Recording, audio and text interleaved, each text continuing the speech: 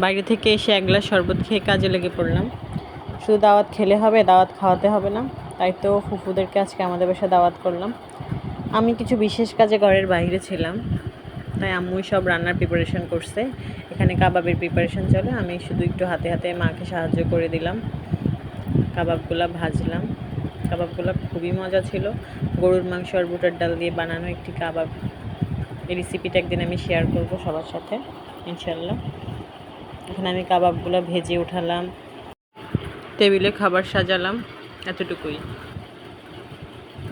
আম্মুর খাবার বরাবরই সবার কাছে প্রশংসনীয়। আম্মুর হাতের প্রত্যেকটা খাবারই অনেক টেস্টি হয়।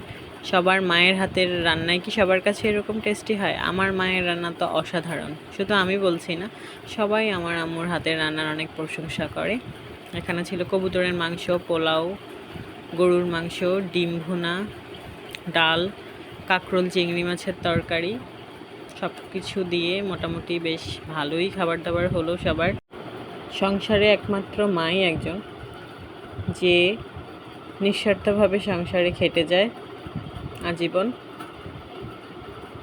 মায়ের তুলনা হয় না, এবং মায়ের হাতের রান্নারও কখনো তুলনা হবে না। আমি তো কখনোই আমার মায়ের রান্নাকে বিট করতে পারিনি। এখানে আম্মুর বানানো একটি মজাদার আচারের রেসিপি ছিল, আমের আচার।